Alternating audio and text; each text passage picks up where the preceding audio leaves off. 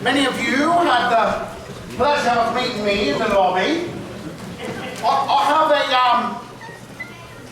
statement I'd like to make. I would like to offer an apology for some of the things that have been going on here tonight. They are not nice things. They are not right things. And I would like to state, guarantorically, that we do not want any children that might be here tonight watching this to go home and try these things out for themselves. I am talking, of course, about reading books. It's not normal for kids to behave this way, in this fashion. It stunts the brain, it wears out the eyes, makes kids ugly, stinky, fatty, sweaty, betty, boring, gaseous, and crucially, it gives them COVID. COVID! Of the brain. Under no circumstances do we condone such activities, and we do so utterly without reservoirs. May I ask, how many people here tonight has ever read a book? Oh my word. In the silver, what's your name? Patty. That's good, Michael. That's good.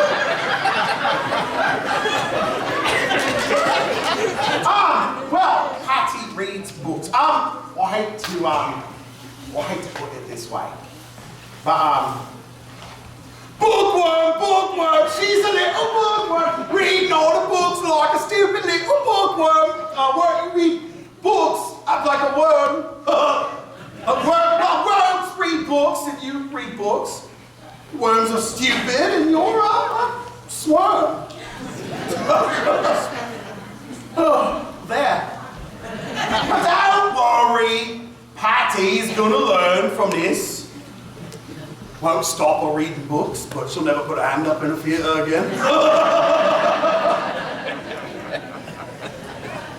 Ladies and gentlemen, may I present to you tonight the pinnacle of our achievement as a species.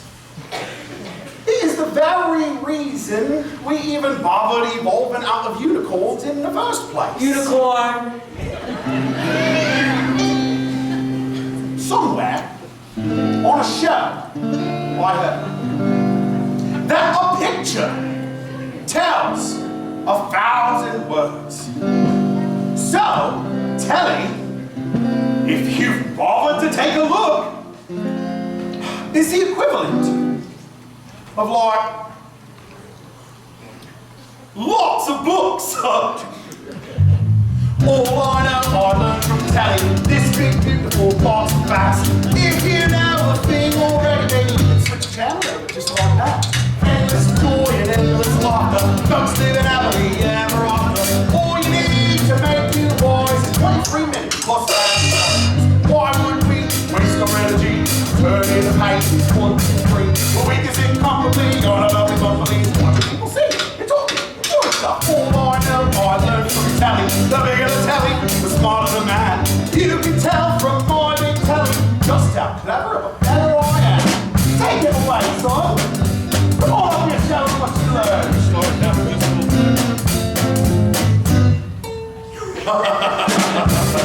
Give it to him again, Michael. You can't learn that from a stupid book. All I know, I learned from telly what to think and what to buy. No, I was pretty smart already, but now I'm really, really smart. Very, very smart. Endless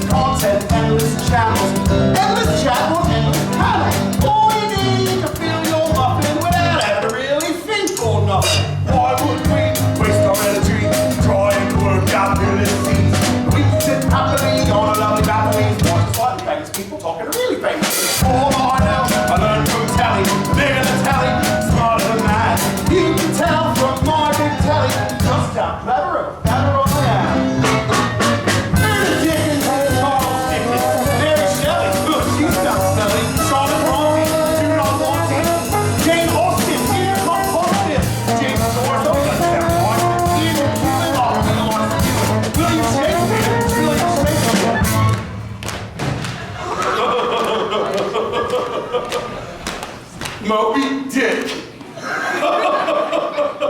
Alright, take it easy. Ladies and gentlemen, we are celebrating man's greatest invention he done ever invented. And I would like you to celebrate with me. It's easy. When I point to you, I just want to hear you yell the word telly back to me. It's going to go like this. Oh, that's music to my ears. You don't sound like bookworms. Give me one more. Oh, that's so wonderful. Mr. Condoculator, are you ready? Ready. 2, 3, 4!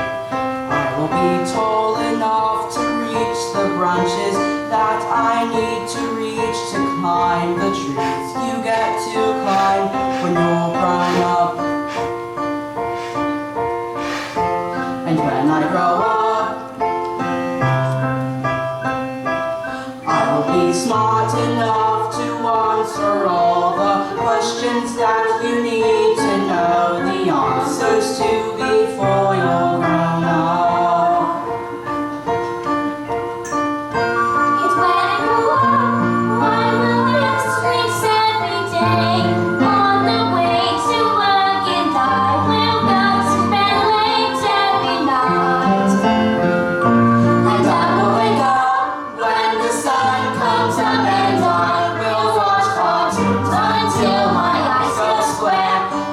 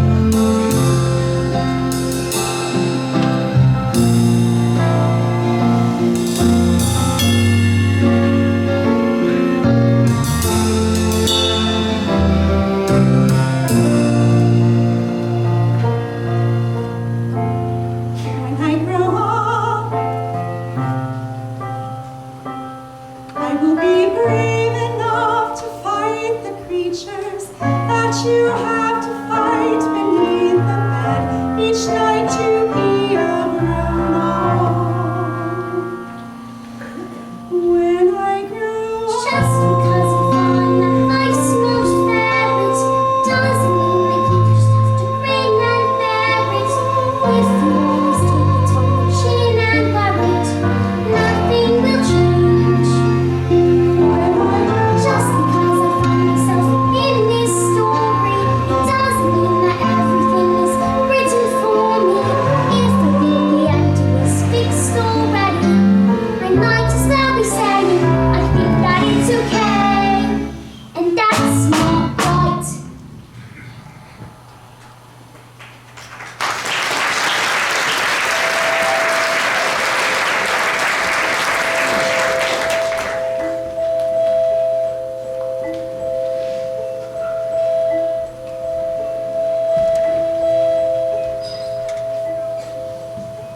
Matilda!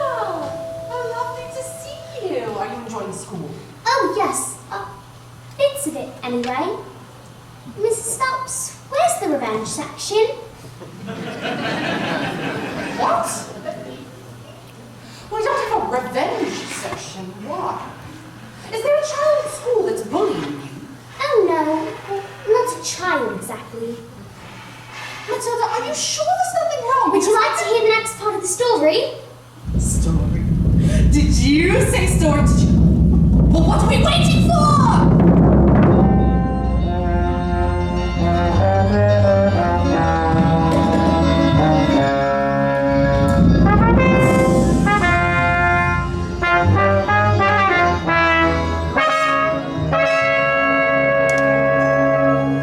Slowly, very slowly, the acrobat wound a shiny white scarf around her husband's neck. "So look, my love," she said, kissing him with the gentlest of kisses. "Smile, we've done this 1,000 times." Then suddenly, she hugged him with the biggest hug in the world, so hard that he felt she might hug all of the air out of him. And so, they prepared themselves for the most dangerous feat that had ever been performed.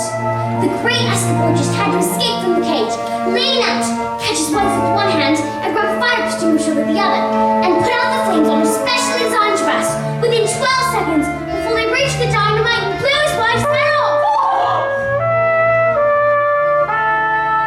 Sorry. The trick started well. The moment the specially designed dress was alight, the acrobat swung into the air. The crowd held their breath as she hurled over the sharps and spiky objects. 1 second, 2 seconds, they watched as the flames crept up the dress. 3 seconds, 4 seconds, she began to reach her arms towards the cage. 5 seconds, 6 seconds, then suddenly the padlocks pinged open and the huge chains fell away. 7 seconds, 8 seconds, then all flung open and the escabologist reached out one huge muscle arm to catch his wife and the child. 9 seconds, 10 seconds. He grabs the hand, and suddenly the flames are coated in foam before they can both be blown to pieces.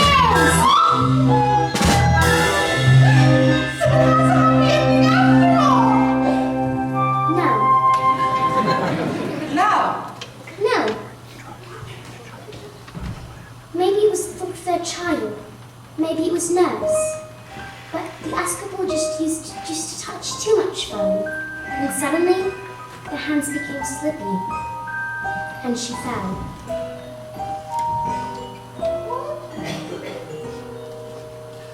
Was she okay? Did she survive? She broke every bone in her body, except for the ones at the ends of her little fingers.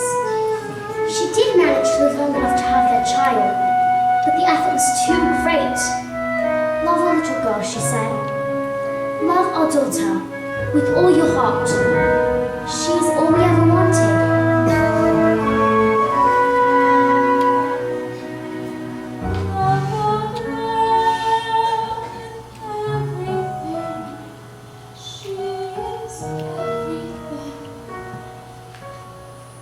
And then she died. And then things got worse. What? Worse? It's not worse. They can't get worse. escapologist was so kind, he never for 1 second blamed the evil sister for what had happened. In fact, he asked to move in with him and help look after his daughter. She was nothing but cruel to the girl, making her wash and iron and cook and clean, and beating her if she ever did anything wrong. But always in secret, so the escapologist never suspected a thing. And so the poor little girl grew up with the meanest, cruelest, horriblest aunt you could possibly imagine. Let's call the police! Mrs. Phelps, it's just a story. What? Yes, of course. Matilda, you are so clever. Your parents must think they've won the lottery having a little girl like you. Oh, yeah, they do. They're always saying that, in fact. They say, we're so proud of you, Matilda. You're like winning the lottery. Goodbye, Mrs. Phelps.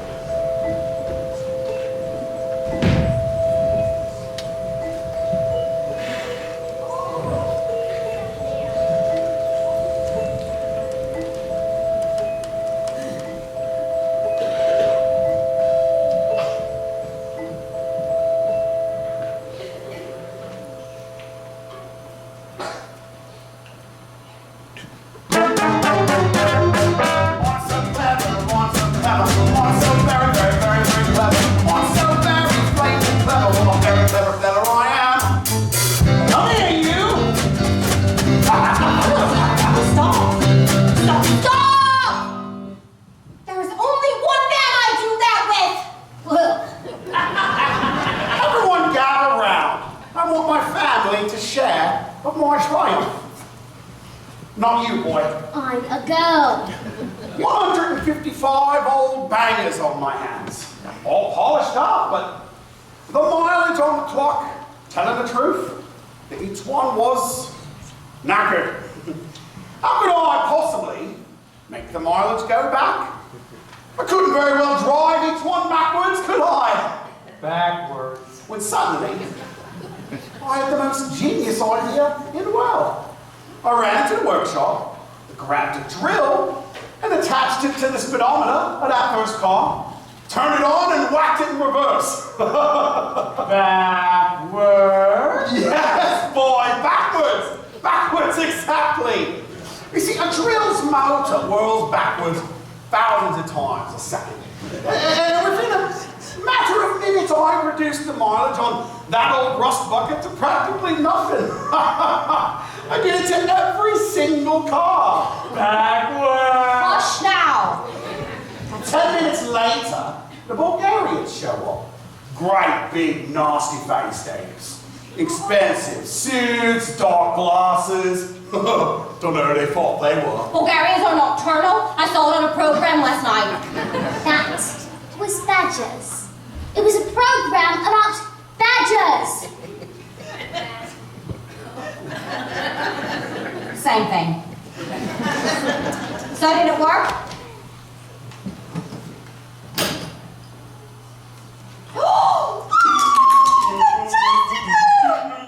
Now I'm gonna be able to afford an album all night long!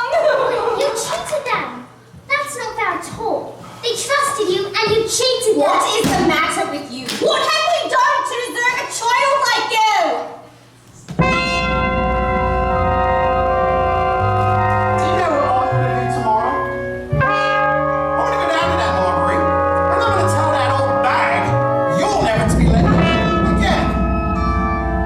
And if she does, I'll have a fire.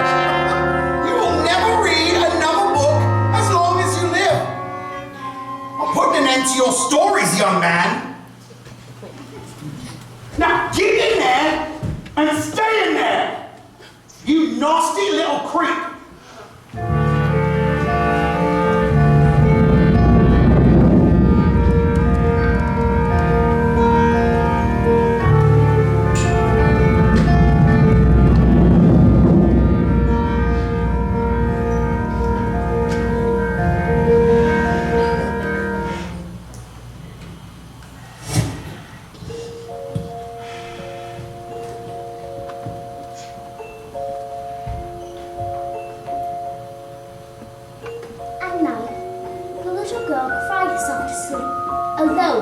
in her room.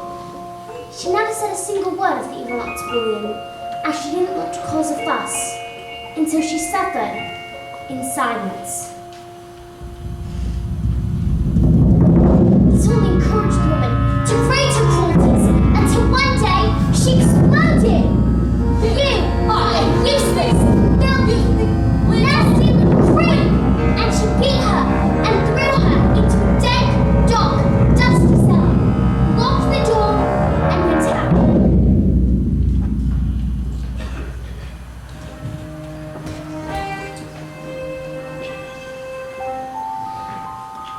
But that day, the Episcopal just happened to come home early.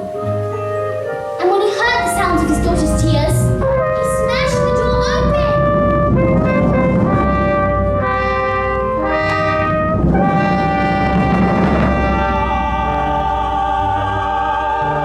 I am here, little girl. Please don't cry, dry your eyes.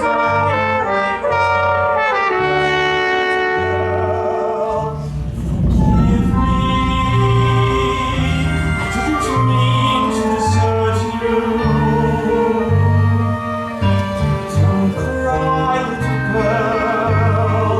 Nothing can hurt you. Nothing to fear.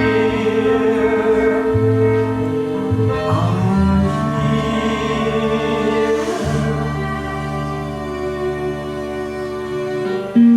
Have I been so wrapped up in my grief for my wife that I've forgotten the one thing that mattered to us most?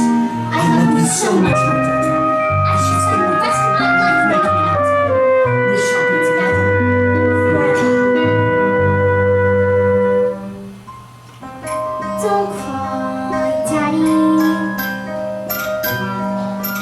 I'm alright, Daddy. Please don't cry. Let me wipe away your tears. Forgive me. Daddy, forgive me. I didn't mean to desert you. To upset you, Daddy. Don't cry, little girl. Nothing will hurt you. Nothing to fear. I'm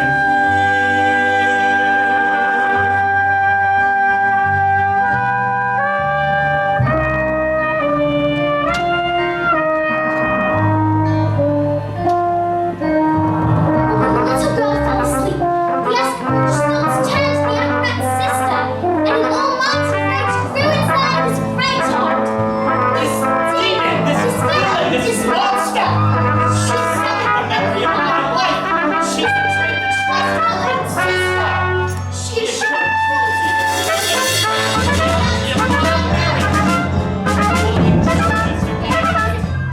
is serious retribution when the wrath of romance stands before her!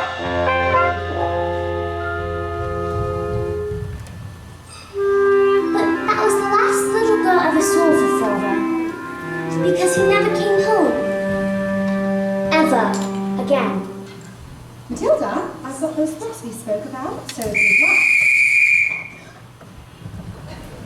What are you doing with those books, woman? Oh, Matilda. Not on my watch. There is an age for reading and an age for being a filthy little toad. These are filthy little toads, aren't you, Bob Trotter? Yes, Miss Trunchbull. Yes, Miss Trunchbull. Only Bob Trotter now is a good toad. Sit. It's become personal, Miss Honey, that you know absolutely nothing about teaching. You think teaching is all fluffiness and sweetness and books and stories. That is not teaching. In order to teach the child, you must first break the child. Quiet, you maggots! But no one was speaking, Miss Trunchbull. Miss Honey, please understand that when I say quiet, you maggots, you are entirely included in that statement. Where's my jug of water?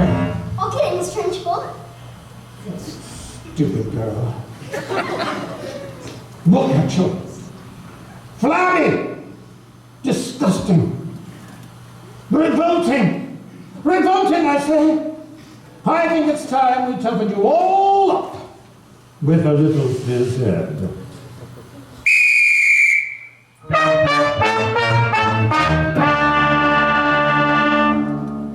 This rule of late has started reeking. Quiet, maggot, when I'm speaking! Reeking with a most peculiar scent. Only the finest nostrils smell it, but I know it all too well. It is the odor of rebellion. It's the bouquet of dissent. And you can bet your britches this hibiscus finds its foul odoriferousness wholly olfactorily insulting. And so to stop the stenchous spread, I find the session of visit sorts the right from the revolting.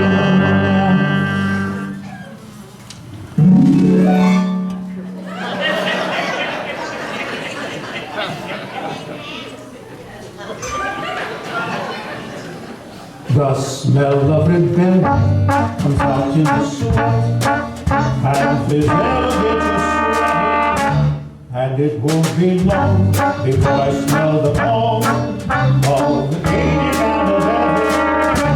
A bit of this ever tell us who has a head full of rebellious thoughts. Hold, just like a rotten egg floats to the top of a bucket of water. The smell of rebellion, the smell of revolt, a week of insubordination, the odor of glory, of a mutiny in action. When it becomes too big and hungry, we really need to nip it in the bud. Position 2. Before the worst starts to turn, we must break off the dirt and rip it from the mud. A whip of insurgents upon the tent, for all the preview that was over, the song of resistance, the song of turmoil, the song of anarchy and progress. Once we supervise these demons, they shall be too proof for scheming. Some double-time discipline should stop the rot from setting in. All right. Let's step it up a bit. Double time. 1, 2, 3, 4. Discipline for children who are listening, for maggots who are whispering, frittering in history, for chattering and chittering, for nattering and knittering, or tapping with a smattering of discipline. We must begin insisting on retreating together discipline, persistently resisting this anarchistic mischief, whose minutes you are frittering, with pampering and pity, when little ones like this they just want discipline. So we will be exemplary, the dribbling, the spittle, the misunderstanding, tissue with the issue with getting. There is no mystery about it. They are the past and mistresses. It's discipline. A smell of rebellion, taste of labor.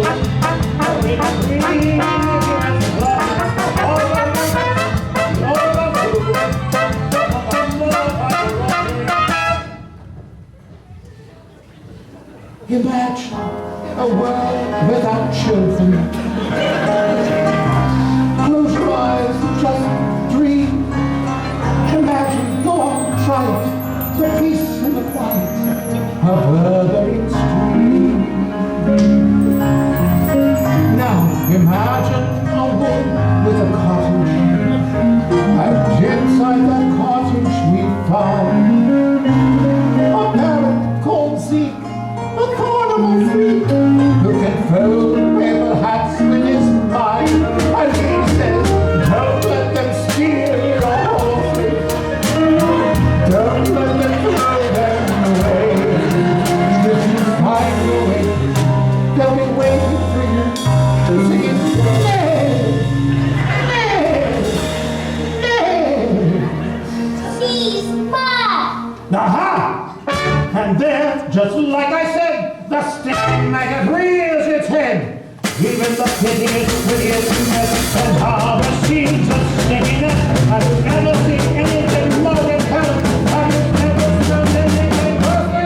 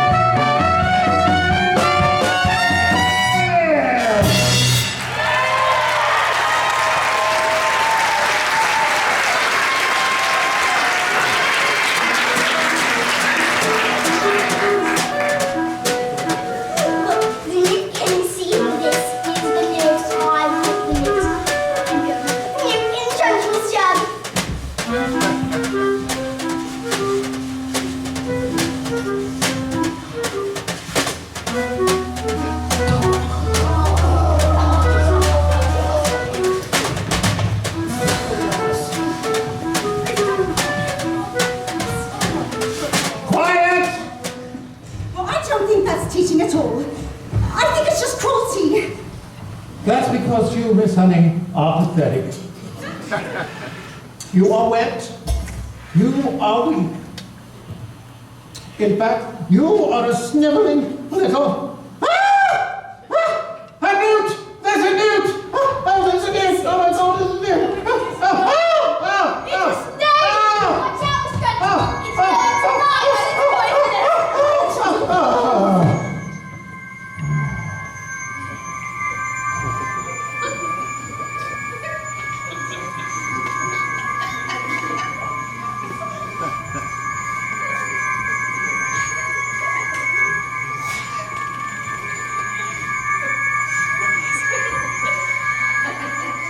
You!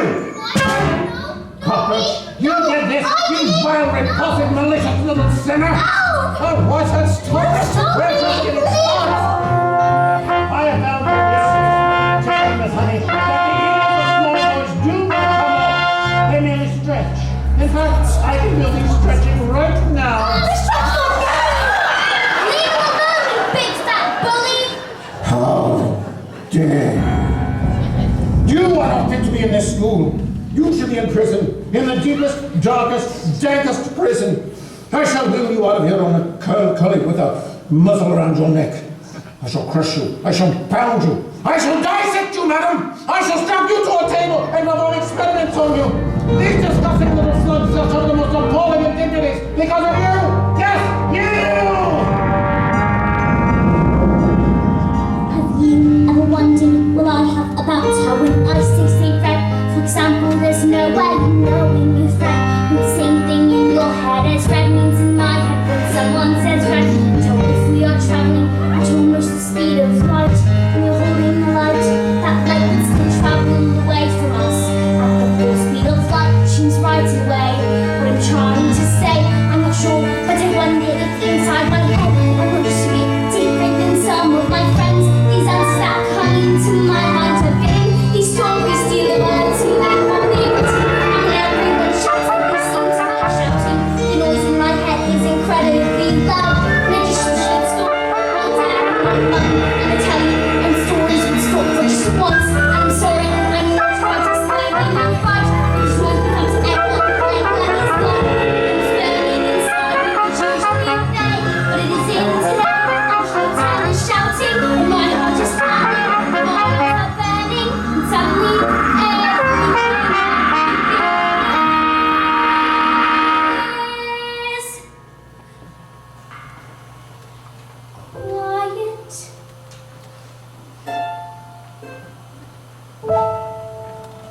Like silence, but not really silent.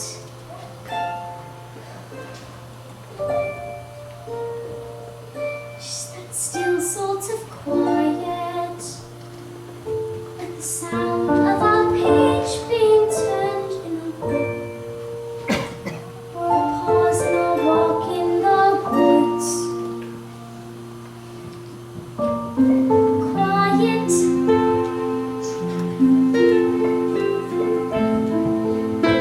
like silence, but not really silent.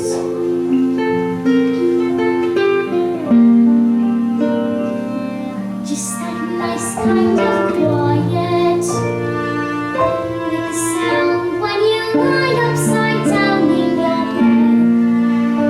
Just the sound of your heart in your head. And though the people around me, their mouths are still moving, the words that are forming can't reach me anymore.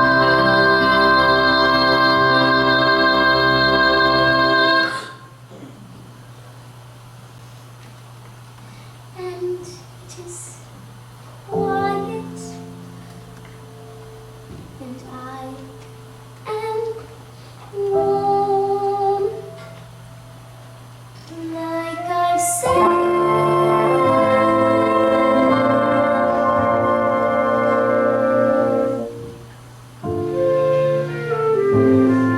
Into the eye of the storm.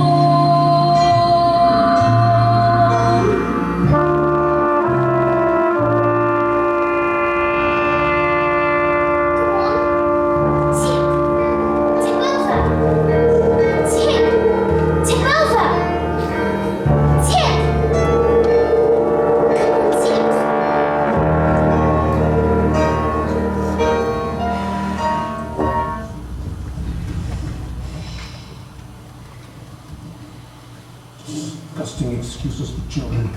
And you, madam, standing there like the squid of squits on its beating heart. But I am a match for you. There is nothing I will not do. No length I shall not go. No punishment I shall not inflict. No ear I shall not stretch. No finger I shall not... Oh! Oh! Get it off of me! What do you think? Get it off of me! Get it off of me! Oh! It's traveling north! Oh, I've got a newt in my knickers. Oh, I've got a newt in my knickers. Oh, I've got a newt in my knickers. Oh, I've got a newt in my knickers. Well, that was quite interesting. I think we all better go home while we still can. Come on.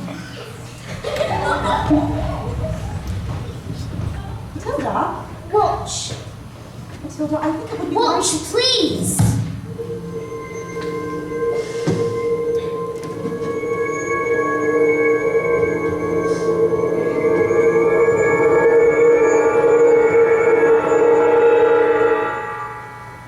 I was moving it with my eyes. Am I strange?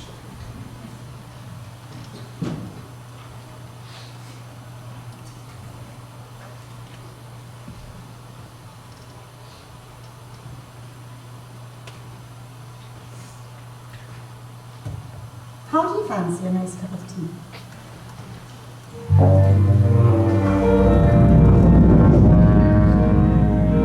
So, what do you think it is, this thing? I can't say that I am, Matilda.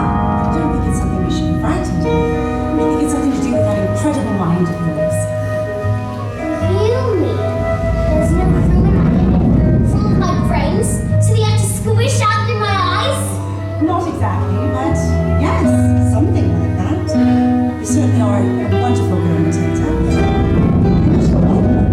She's unusual. What's your father? Is he proud to have a daughter? Yeah, very proud. He's very, very proud. He's always saying that, in fact. He says I'm so proud to have daughters. That's not true, Miss Honey. That's not what he says at all. He calls me a liar and a cheat and a nasty little creep. I see. Well, here we are. Home, sweet home. Are you poor? Yes. Yes, I am. Very. Don't they pay teachers very much? Well, they don't, actually. But I am even poorer than most. Because of other reasons. You see, I used to live with my aunt. And one day, I went out walking and I came across this old shed. I fell completely in love with it. So, I ran to the farmer and I begged him to let me move in. He thought I was mad. But he agreed and I've lived here ever since. But, Miss Honey, you can't live in a shed. I'm not strong like you, Matilda. You see, my father died when I was young. Magnus was his name. He was very kind. After he was gone, my aunt became my legal guardian. She was mean and cruel like you could hardly imagine. And when I got my job as a teacher, she presented me with a bill. For all the years of looking after me, she'd written everything down. Every tea bag, every electricity bill, every tin of beans. She made me sign a contract to pay her back every penny. She even produced a document that said my father had given her his entire house. But did he really do that? Magnus, I mean. Did he really just give her his house? I don't know, but I find it hard to believe. Just like I find it hard to believe that he would have killed himself, which is what she said happened. You think she did him in, don't you, Miss Honey? All I know is that years of being bullied by that woman has made me, well, pathetic. I was shocked. And that's why you live here. This keeps me dry when the rain falls. The stove helps to keep the cold at bay. On this floor I can stand on my own 2 feet.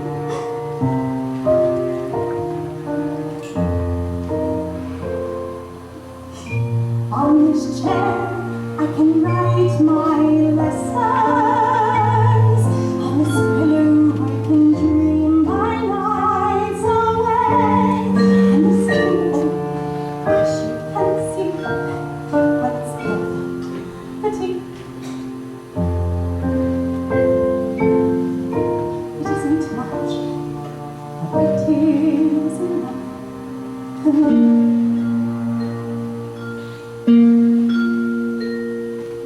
It isn't much, but it is enough. Miss Honey, she's got your father's house. She has everything that's yours.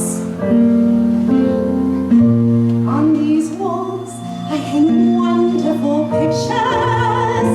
Through this window I can watch the seasons change. I listen now and can read. And I am set free. And when it's hard outside, I feel no fear. Even in the winter storms, I am warmed by the sun, snow and fire. There is nowhere I would rather be. It isn't much, but it is enough for me.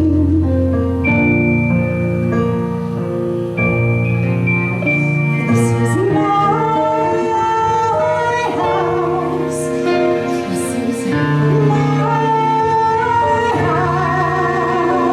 It isn't much, but it is enough for me. This is my house. This is my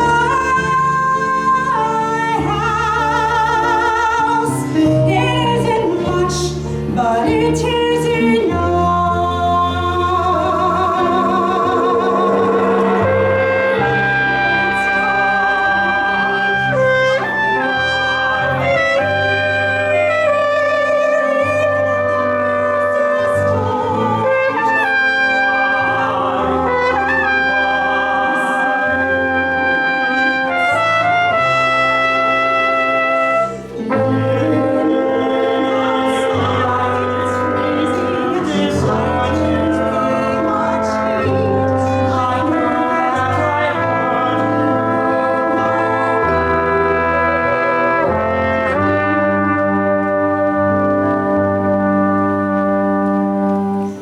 It isn't much, but it is enough for me.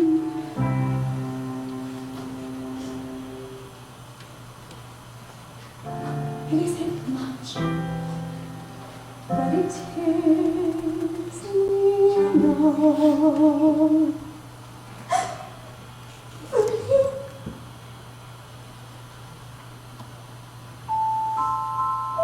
Miss Honey, is this your father's scarf? Yes, it is. My mother gave it to him before she died. She was, An acrobat. yes, she was. And my father, he was. An ascabologist? Matilda, how do you know that?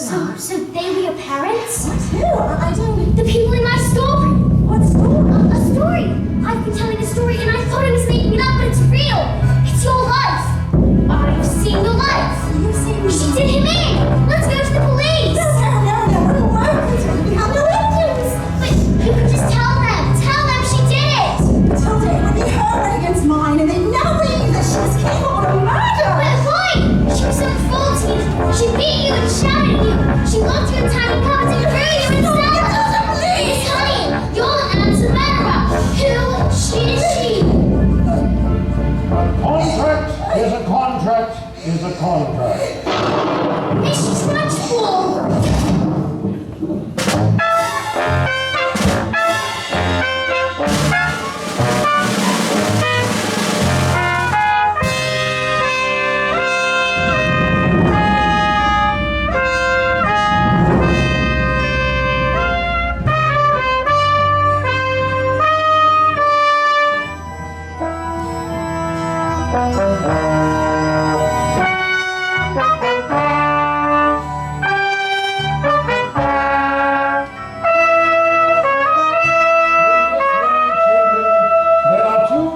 Of human beings, winners and losers. I am a winner. I play by the rules and I win. But when I play by the rules and I don't win, something is wrong. Something isn't working. And when something isn't working, we have to make it right. Even if it screams. What are you staring at? You! Today, children, we are going to have a very special spelling test. Any student who gets one answer wrong shall go to choking. Let's see, you. Let's see, let me think. Spell mute. N-E-W-T.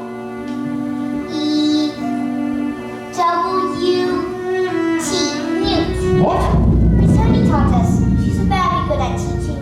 Nonsense. Miss Honey's too soft and peachy to be good at anything. Any moron can see that. You! Stand up, turn around. Spell exactly what you are. Revolting. Revolting. R-E-V-O-L-T-I-N-G.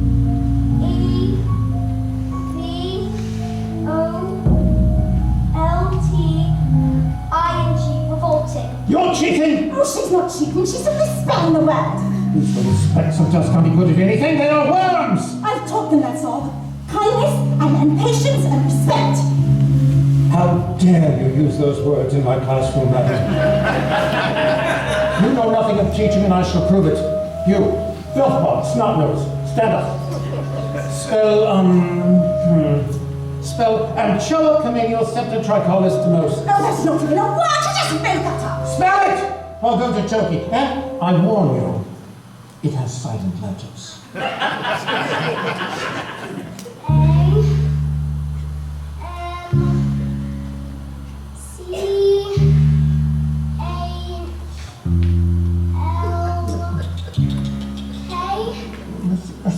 No, that was a silent Z. You are going to choking. No, please. Cat. C-A-F. Cat. What? I got it wrong, miss. You have to put me in chokey too. Dog. D-Y-P. On me. What's going on? Stop this. X-A-B-F-Y. And me. Stop this, do you hear?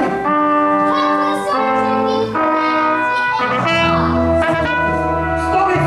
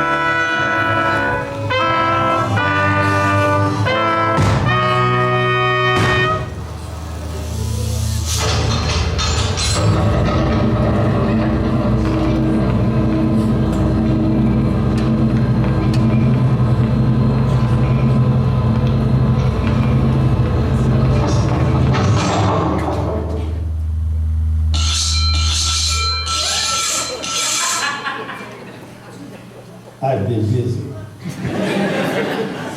A whole array of turkeys, one for each and every one of you.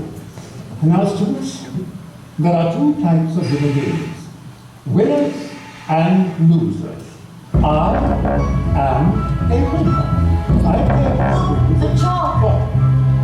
What? It's moving. What's going on? What's going on? Who's doing this? Who? No one's doing anything.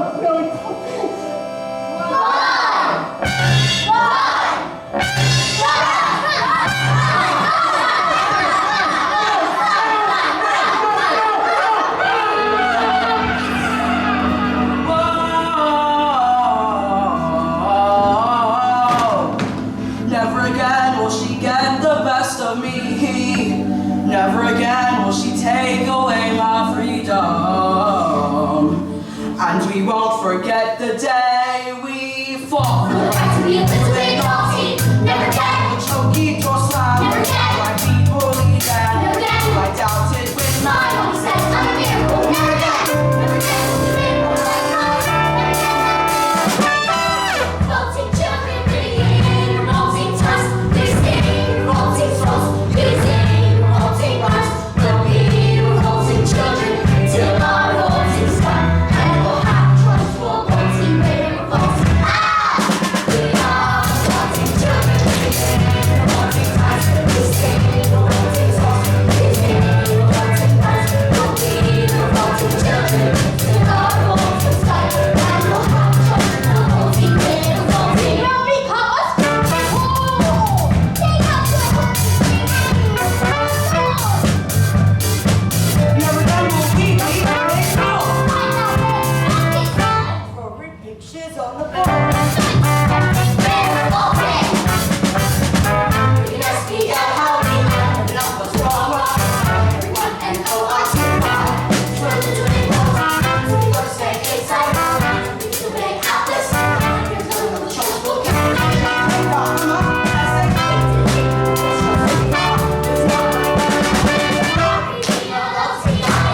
Revolting time.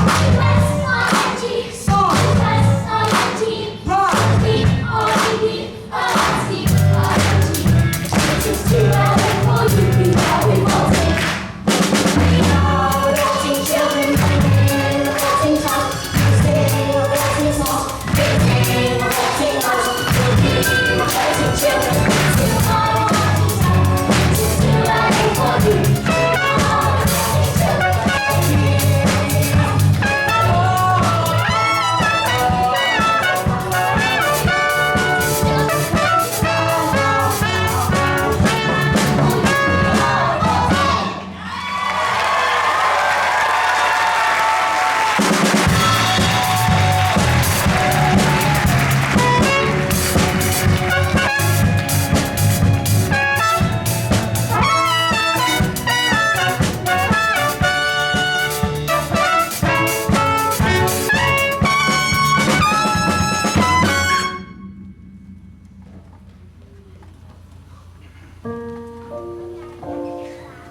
A few days later, the escapologist and the acrobat's daughter received a letter from a solicitor.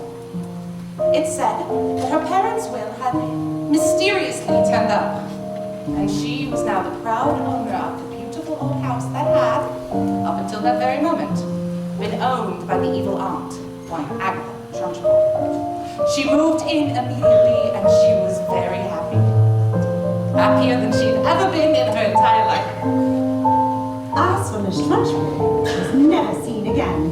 The trophies were immediately destroyed, and a new headmistress took over. And her name was Miss Honey. And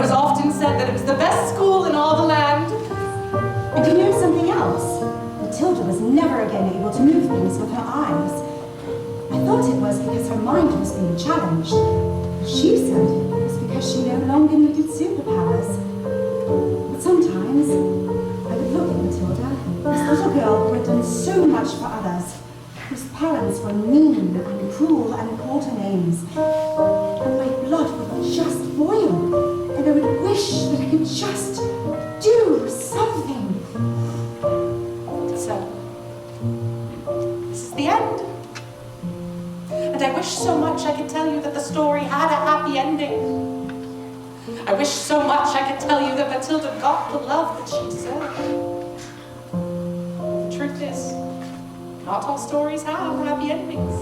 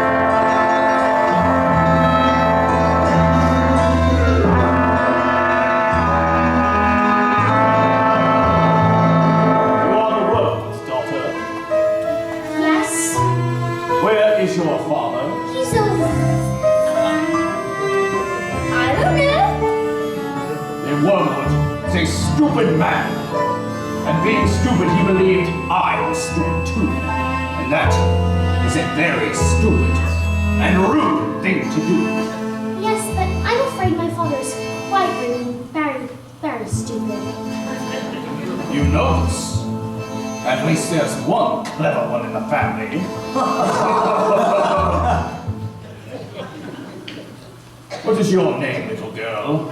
Matilda. I like you, Matilda. You seem smart. Sadly, in my line of work, I don't often get to meet smart people like you. Usually the people I deal with, their thinking is all backwards. Backward! Идиотуры, куприна, своя башка план! Reszta, какого это? Laboratoria изменения стабилизации запасной. Ty говоришь по-польски? Sydd anafon John Cocoto Bichas Collar, so for a crisis visit Tokashay, sydd anafon Cocoto Mogo Provincial. Matilda, who taught you how to speak Bulgarian? Well, I taught myself, I suppose. I was reading the great Bulgarian author Ivan Vasil, and I thought it would be better to read it in the language it was written in.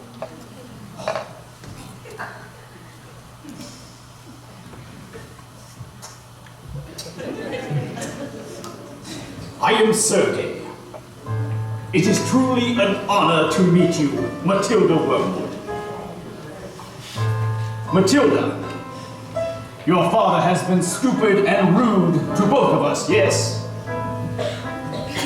I can very easily have one of my friends teach him manners.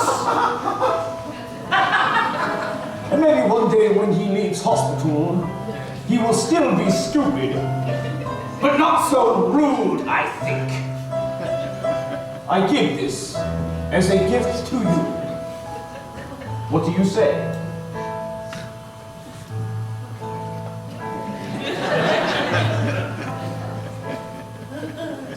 Mr. Sergei, this is a very tempting offer, but he is my father and I am his daughter. I think I've had enough of revenge. This little girl, this miracle,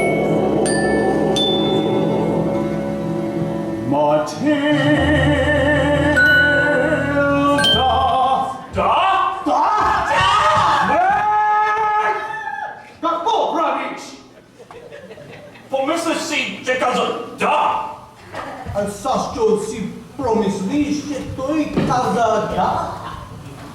Matilda, casa Matilda! Oh! Какого стяжания хомчета! Сызелавым живе. Суживав.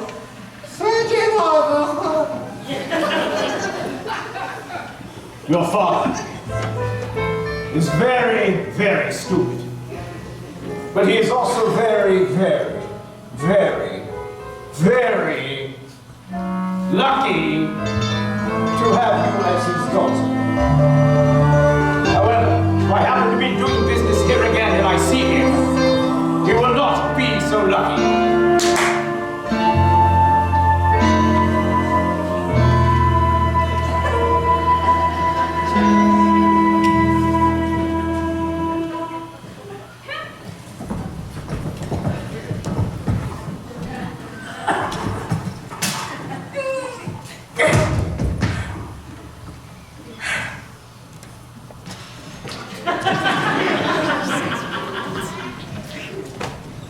Hurry up before they change their minds.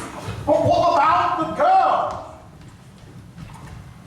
Do you want to stay here with Miss Honey? Yes, I do. And you want to look after her? Yes, I do.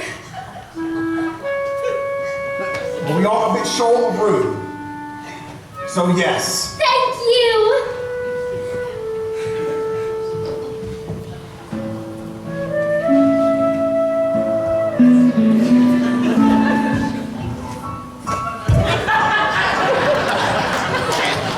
And Matilda knocked into Miss Honey's arms. And hugged her. And Miss Honey hugged her back. And they hardly noticed as the one was And the fool! as the one was ever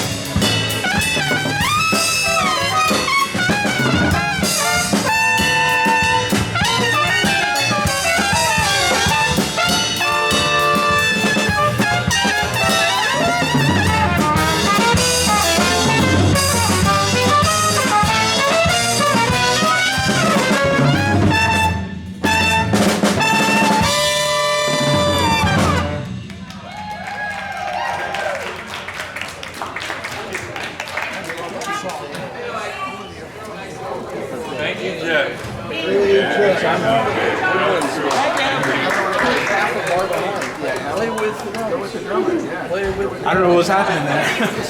Well, we had a drum and horn time tear. It was a full-on time tear.